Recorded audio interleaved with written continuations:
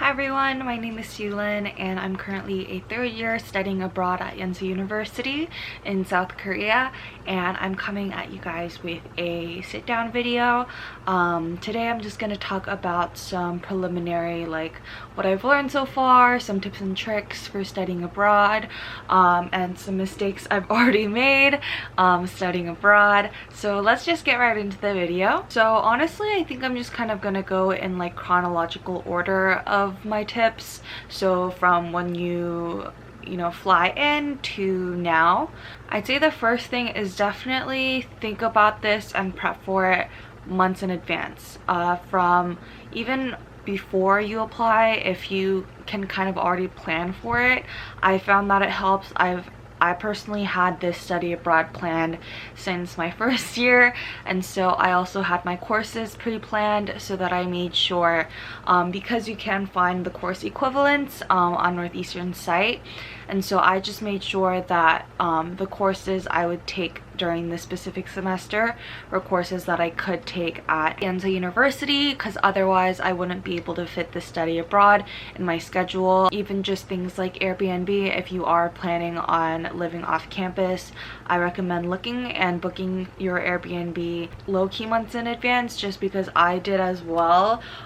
Because when I was looking in December, which is even before the application for this came out, all of like the good ones were already booked for these months, and so I would just book it as early as possible. It's always better to just be safe than sorry, including plane tickets. Sometimes the prices can go down depending later on, but most of the time it is just cheaper, especially for international flights like Korea, to book in advance. But yeah, in general, planning things out in advance is always better. The second thing is I recommend getting a card that you can use abroad, again in advance. So something like the Charles Schwab card, I've heard lots of good things. I personally applied for it myself before coming, but because I didn't apply for it in advance enough, because I kept forgetting, there was like a problem with my application, and by the time I could fix it, I was already flying out to Korea,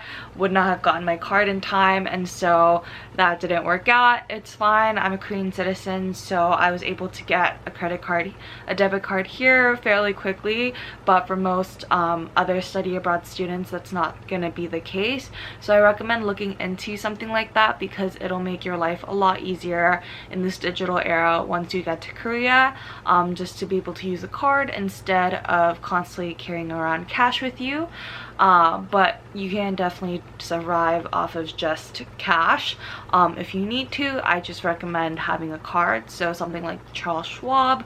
I know there's other cards, I just don't know the names of them, so definitely do your research. Third thing is this is very specific to COVID era, but depending on until when they require this, I recommend getting your COVID test at the Incheon airport, because otherwise it gets really complicated as to where you can get your test. It also gets pretty expensive depending on where you go. I've had friends who tried to find somewhere outside of Incheon airport in hopes that they can find a cheaper test, and it ended up being actually even more expensive. And so I recommend just booking your COVID test, because at least as of right now, they're requiring it within a day of your arrival. So I recommend just taking the COVID test at Incheon airport once you arrive. I'll try to find the link for it down below, but you can also just look for it on Google. I believe it's on the government embassy site as well, so that's just a small recommendation. Now, getting into the more kind of study abroad type things and not the technical stuff, one of the things I recommend is definitely arriving here a little bit in advance of your trip. I personally arrived a month in advance, but I also have a lot of family here, so I happened to go on a trip to Jeju-do before the semester started, and it ended up being a really bad idea. I couldn't help it because it was the only time I could go see them, because I have family living there, but it was just really hectic. I ended up being really stressed out and feeling just really behind from as soon as the semester started, because I got back the next day, classes started, and I was just kind of out of it. coming from an international point, I recommend flying in at least a week before, because you're also gonna have to get used to the time change. Another thing is that communication isn't amazing. Sometimes the emails are a little too broad. Some things just you don't get a lot of information about. So I would definitely scope out the campus and everything beforehand. They did offer like a campus tour and everything during orientation, but I personally didn't do it. You also had to pay for it, which I was like, I can just explore on my own. But I do recommend checking out where all your classes are before. I didn't do that, and then on my first day I was like scrambling to find my building. And also Yonsei University's campus is huge, and so I definitely recommend checking out where all your classes are, because you may have to get off at a completely different bus stop from where you think, because the campus encompasses like 5 different bus stops. Look for your classes beforehand. The building names can be confusing, especially if you're not familiar with Korean, so just overall prep in advance. And then my last tip so far is to have fun. Definitely be prepared to have a more fun and low-key semester.